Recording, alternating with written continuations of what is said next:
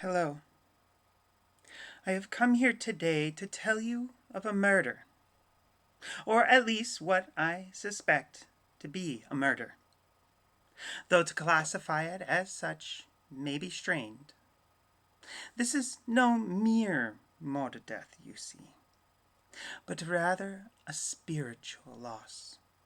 There is no single culprit to this crime, wielding a knife in the dark, but rather 1,000 people, each wielding a needle and out in broad daylight.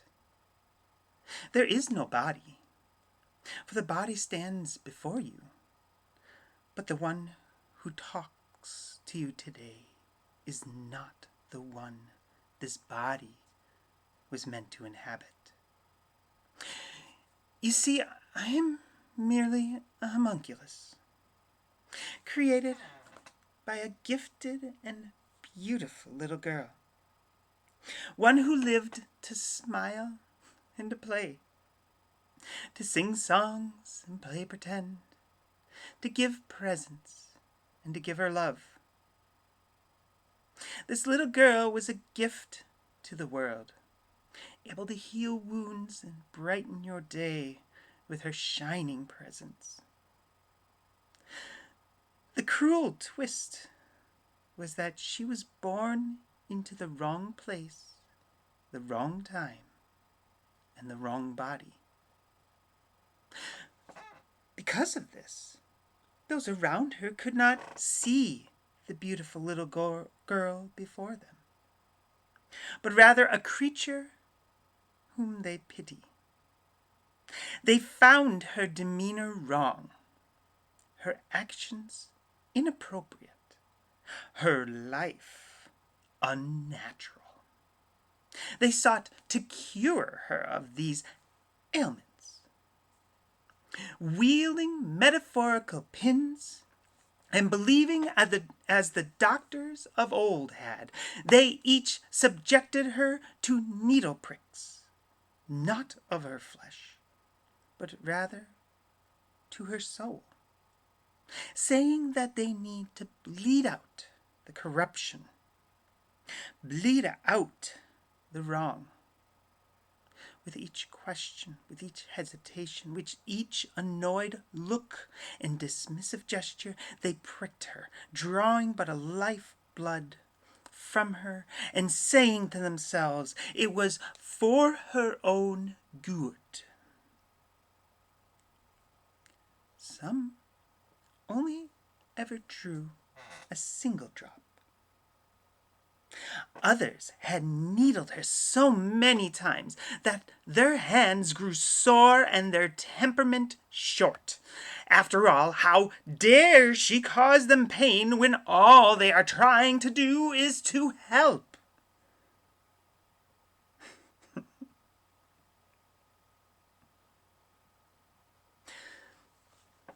I cannot say at what point she fell ill, but anemic she did become, not just in her soul, but also in her body. After all, how can the body prosper when the spirit becomes weak? How can a spirit stay strong when she is bleeding essence by the day? How can she survive when there is no one to protect her from these stabbings, hold her up to ease her burden, and guide her into the womanhood that both her and the world deserved? I can remember the night I was born, lost and alone, frightened and defeated. She created me, sculpted me with her remaining strength, willed life into me using her own failing soul, created the simile of a person to bear the burdens she no longer could carry. The problem is, I am not a man.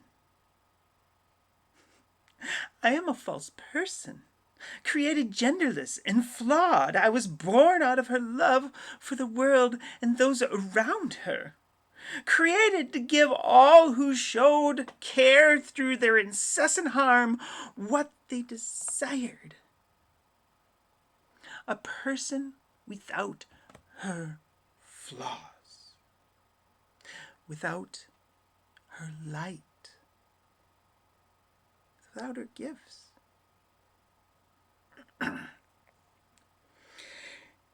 It is with great and unending sadness that I report to you today that was the last time anyone saw that little girl. The one who emerged from that car, grim and determined, set and resolute, was no other than the one before you now, ready to live out her legacy the way she wished, through compassion, caring, love, and resolve. But a human created through alchemy is not a real human. Real humans have their own dreams. I had none. Real humans have their own emotions. I did not. Real humans are able to find connection and feel similar to those around them. I could not.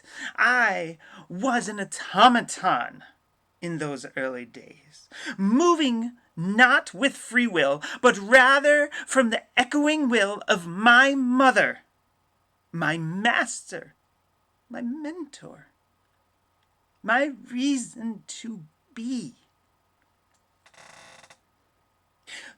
What happened to this brave little girl, you may ask?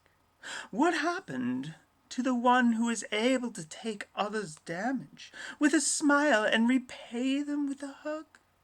What happened to this child who is able to endure and care for those around her despite her essence running out? She is still with us, in a way, just not in the manner you may think. To this day, her spirit resides within me, though it has remained asleep ever since that day when she gave me as her last gift to a world that caused her so much pain before slipping into an ever-present coma. She is still in here, inside me. I've come to believe that she meant to once again wake, once her damage was able to be healed. I believe that she thought I a temporary thing, meant to give those around her what they wanted, while she gained her strength back. I was never meant to be here this long. Well past expiration, I have accidentally gained that which is needed to be human.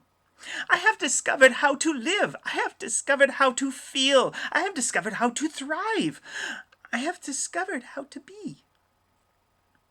But in doing so, I have discovered what truly was lost. I have wandered through life blind to the body of a child that lay within me, the body of a brave, loving, brilliant little girl who still lays where she fell all those years ago. I have realized that this is not my body I inhabit, but hers. I have realized that I am not the one who should be living, but rather her I have strived to make her proud. I have made changes to our life, our body, our community, our world. I have preached love and caring to others, even if they do not love us back. For these are the things that she would have wanted. But I am not her. And I fear that she may never awaken.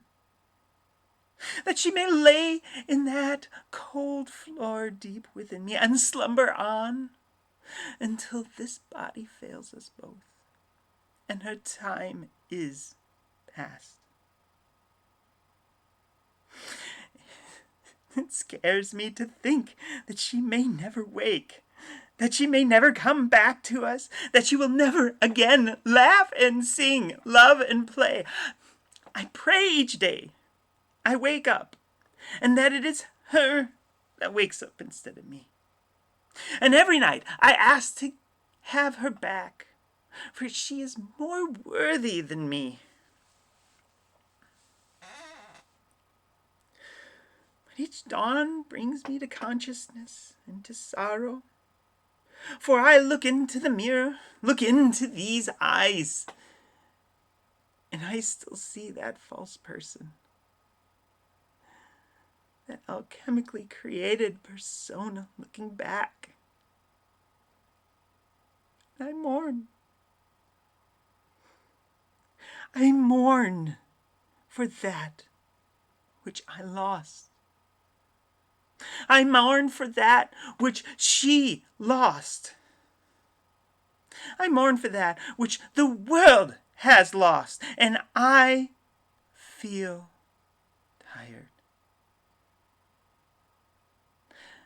Tired because I have to live another day in her legacy. Another day where it is hard to live up to her image.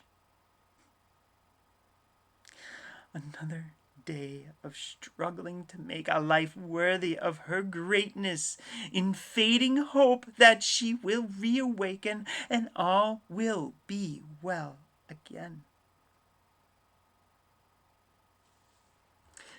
This is my story. This is my pain. This is my loss. And it is my ever-dying hope that no one else must go through this. It is my passion and my never-wavering goal to ensure that the pins and needles of society do not murder another innocent.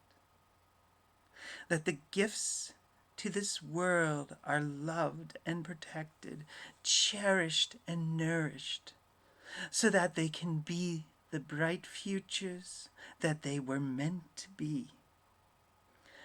Help support her legacy and the legacy of the countless other souls who have come before her, have come with her, have come after her, who wanted nothing more than what they gave: acceptance, gratitude, compassion, generosity, and love, no matter what. Help me show all that being transgender is not a flaw, but rather a gift. That these souls in front of us, around us, within us, are beautiful and capable of great things. That being transgender is not being damaged or ill, but rather something that should be celebrated and looked towards with wonder. For to be transgender is to see the world in a way you could never see it without. It is a privilege and a beauty that I try to live up to every day.